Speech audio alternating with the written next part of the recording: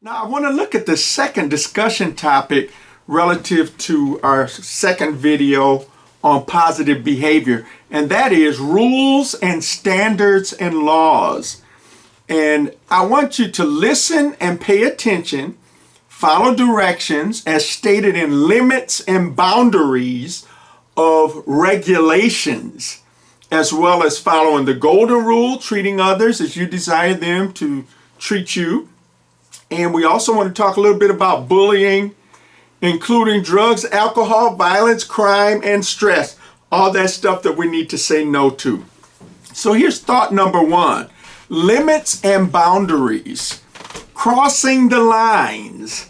Regulations are for our good. It's for our wellness. It's for our health. It's for our safety. And that's at home. That's at school. That's at work. In the public and private community.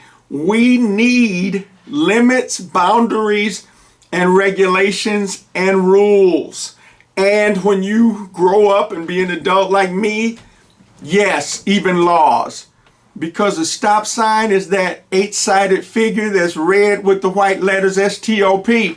But if you look around and there's no cops and you go ahead and run through that stop sign, you might hit a little old lady. I'm trying to help you stay out of jail.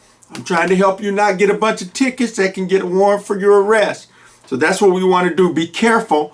Pay attention to limits and boundaries. And I know every school talks about respect, responsibility, and safe, but there are a lot of others running in the hall, keeping your hands to yourself, talking back to teachers. There's a whole bunch of stuff. Make sure you pay attention to that. Now that brings me to a second thought, which I call manners. And manners has to do with how you act. This is all part of behavior. And we're looking at positive behavior because we want to end up. But being courteous, polite, considerate, compassionate, and that really is all connected to being respectful and being responsible. Not to mention safe.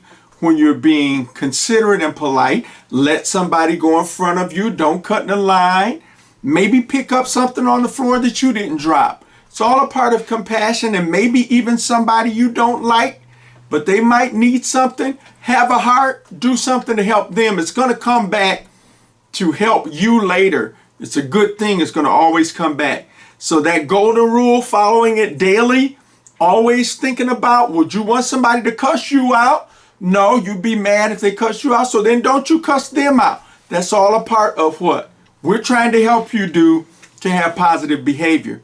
Now, a third thought is a word called etiquette. That's etiquette.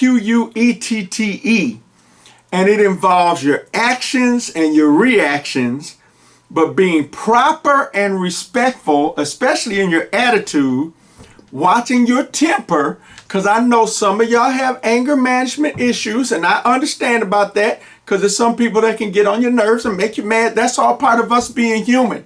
But when you have etiquette, you know what's the proper way to handle things. You don't raise your voice to your mama. You don't talk loud, scream, and holler at your daddy and your grandmama. Get yourself together. This is all stuff that we want to do to help you be successful and end up. Watch your language. Y'all need to cut all that cussing out and cursing. Y'all need to get it together. Think of what you can do to be the best you that you can be. And I can tell you right now, you need to get control of your language.